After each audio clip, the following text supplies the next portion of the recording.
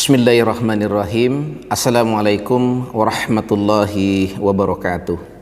Alhamdulillahirabbil alamin. Allahumma salli wa sallim ala nabiyyina Muhammad. Anak-anakku sekalian, siswa MAN 3 yang mudah-mudahan kita dirahmati oleh Allah Subhanahu wa taala. Pada video kali ini kita akan membahas masalah pembagian hadis ditinjau dari berbagai aspek. Ini adalah salah satu materi pada semester yang kedua ini untuk melihat bagaimana secara umum pembagian hadis yang sudah disampaikan oleh para ulama untuk memudahkan kita dalam memahami hadis. Tujuannya nanti di samping untuk memberikan pemahaman kepada anak-anak tentang hadis dan pembagian-pembagiannya ini, nanti juga diharapkan anak-anak sekalian bisa selektif dan bisa kritis dalam menerima hadis, karena jangan-jangan nanti hadis yang dhaif, bahkan hadis yang tertolak, hadis palsu itu karena sering muncul di WA, di media massa, itu dibilang sebagai hadis, padahal sebenarnya itu bukan hadis. Anak-anak sekalian, secara umum ulama sudah memberikan pembagian klasifikasi hadis itu sesuai dengan aspek-aspek cara membaginya.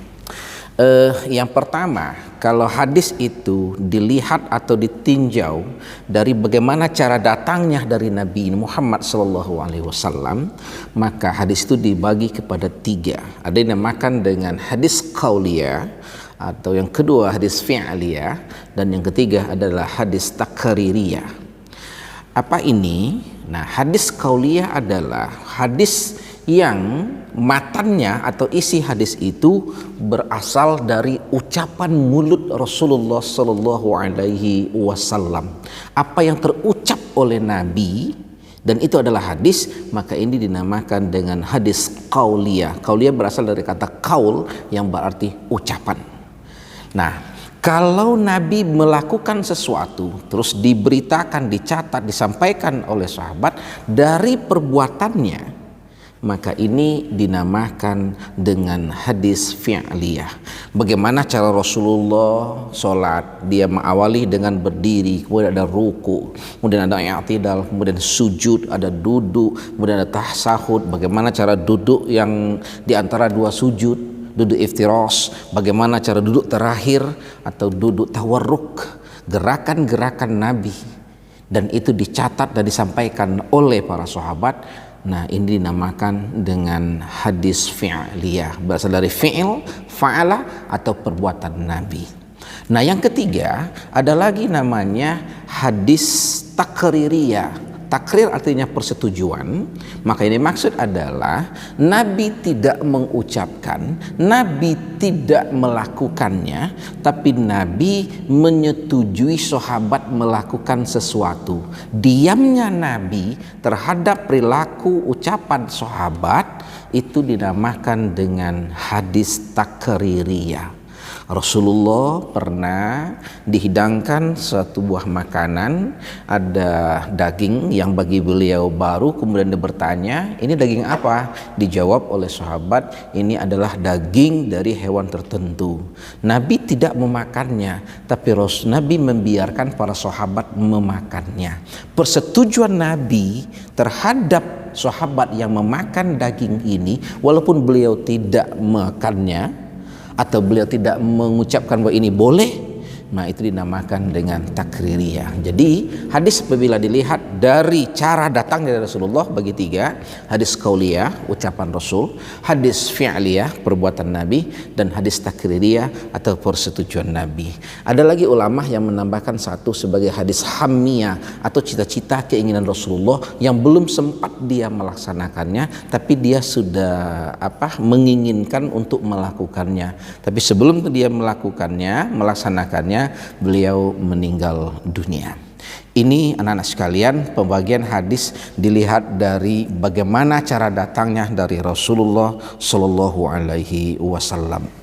Lalu hadis apabila dilihat dari jumlah perawi atau orang-orang yang meriwayatkannya dari Nabi Muhammad, kemudian sahabat satu, sahabat kedua, sahabat ketiga, kan itu dihitung. Orang-orang sahabat ini dinamakan dengan rawi, dan transmisi atau perubahan dari satu hadis ini berpindah dari seseorang ke seorang yang lain, ini dinamakan dengan sanad. Nah, ada yang sanadnya banyak atau perawinya banyak, ada yang dikit. Nah, kemudian dilihat dari jumlah perawi atau jumlah sanad ini, ulama kemudian membagi lagi. Kalau hadis itu diriwayatkan oleh sejumlah orang banyak yang mustahil mereka berbohong bersama-sama, maka itu dinamakan dengan hadis mutawatir. Jadi pertama dilihat dari jumlah rawi, namanya hadis mutawatir, yaitu hadis yang diriwayatkan oleh jumlah perawi atau sanad yang banyak yang secara adat mereka mustahil berbohong. Jumlahnya bisa jadi di atas 20 orang, 30 orang, 40 sampai banyak. Nah, apabila satu hadis yang diriwayatkan jumlahnya tidak sampai sejumlah hadis mutawatir, misalkan hanya 5 orang atau 7 orang, maka hadis ini berubah statusnya dari hadis mutawatir menjadi hadis ahad, yaitu hadis yang jumlah perawinya atau sanadnya tidak sampai sejumlah hadis mutawatir. Jadi sedikit dibandingkan dengan hadis mutawatir. Kalau hadisnya itu hanya diriwayatkan oleh sekitar 3 orang, maka itu dinamakan dengan hadis masyhur.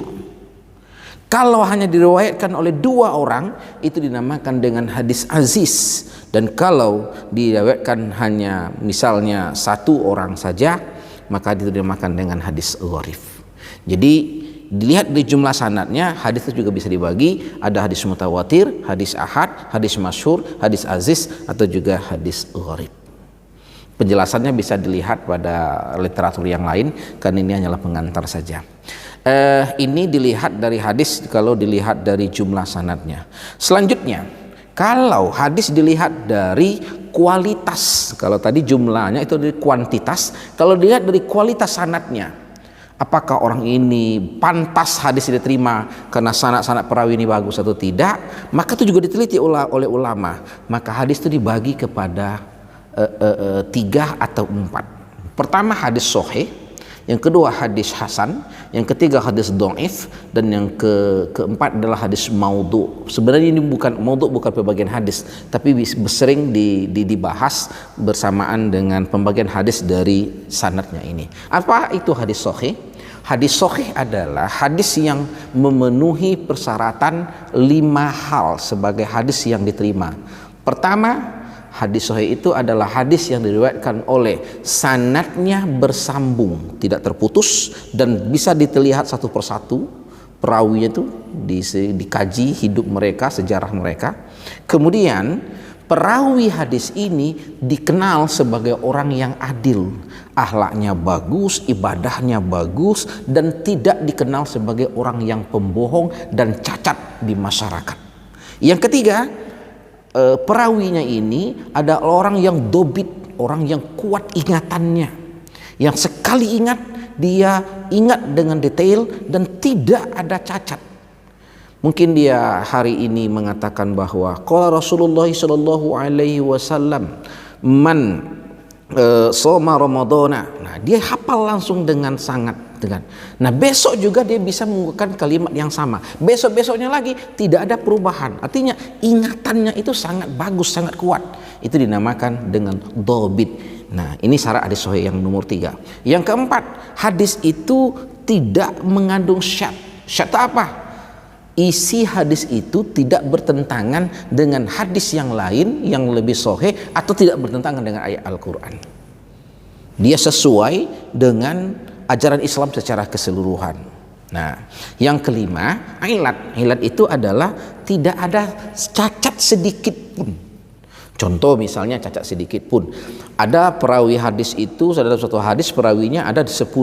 Salah seorang dari mereka yang 9-nya bagus, tapi ada salah seorang di antara mereka yang mungkin dikenal pernah berbohong, walaupun hanya sekali dikenal oleh masyarakat.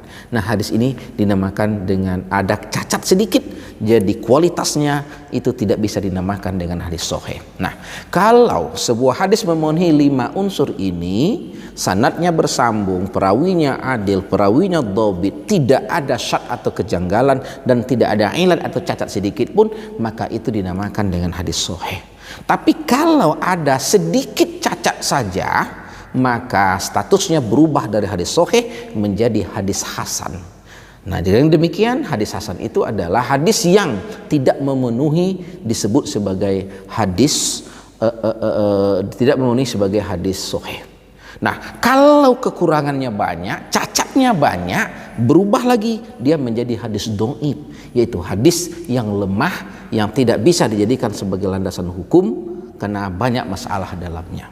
Kalau hadis sama sekali tidak ada bersumber dari Rasul, sanad tidak ada, perawi juga tidak ada, bahkan mungkin isinya ngawur-ngawur, maka itu dinamakan dengan hadis maudhu' atau hadis palsu. Jadi kalau dilihat dari kualitas sanad, hadis itu dibagi kepada 3, hadis sahih, hadis hasan, dan hadis dhaif atau hadis lemah. Dan nomor 4 ada yang disebutkan dengan hadis maudhu', yaitu hadis yang tidak bersumber dari Rasul, cuman oleh kepentingan orang tertentu dianggap itu berasal dari Rasulullah Shallallahu Alaihi Wasallam. Anak-anak sekalian, selanjutnya apabila dilihat hadis itu apakah pantas diterima sebagai landasan hukum Islam atau tidak, hadis dibagi 2. Nah, ada yang dinamakan dengan hadis maqbulah dan ada yang dinamakan dengan hadis yang ghairu maqbulah. Hadis yang bisa diterima sebagai sumber hukum, landasan hukum, itu 2, yaitu hadis sahih dan hadis hasan. Sementara hadis dhaif itu tidak bisa dijadikan landasan hukum. Jadi kalau dilihat dari segi terima atau tidak sebagai sumber ajaran Islam, sebagai dalil hukum, hadis itu dibagi, ada yang dinamakan dengan hadis maqbulah atau hadis yang diterima sebagai landasan hukum, itu 2, hadis sahih dan hadis hasan. Dan ada yang dinamakan dengan hadis yang ghairu maqbulah, tidak bisa jadi landasan hukum karena dia lemah, itu dinamakan dengan, itu adalah hadis dhaif. Anak-anak sekalian, masih ada lagi sebenarnya hadis itu pembagian dari aspek yang lainnya, seperti pembagian hadis yang sanadnya terputus, ada yang dinamakan dengan hadis mu'allaq, yaitu hadis yang perawi pada bagian awal sanad tidak disebutkan namanya, itu hadis mu'allaq. Ada namanya hadis mursal, yaitu sanadnya tidak disebutkan namanya di akhir. Kemudian ada namanya hadis mu'dal, yaitu hadis yang 2 orang perawinya secara berurutan tidak disebutkan namanya. Ada namanya hadis munqati', yaitu hadis yang sanadnya ada yang terputus. Ada namanya hadis mudallas, yaitu hadis yang sanadnya mengandung aib. Dan ada namanya hadis mursal ghafi, ada hadis mu'annan, dan juga ada namanya hadis mu'annan, dan ada lagi pembagian hadis yang lainnya. Intinya ketika kita tahu, ketika disebut oh ini hadis sahih, terima, oh ini hadis hasan, terima. Tapi kalau ada yang bilang itu hadis dhaif, maka tidak boleh jadi landasan hukum, tapi boleh sekedar untuk menambah semangat dalam beramal atau fadhailul amal. Anak-anak sekalian, ini pengantar tentang pembagian hadis dari berbagai aspek. Mudah-mudahan ada manfaatnya. Wassalamualaikum warahmatullahi wabarakatuh.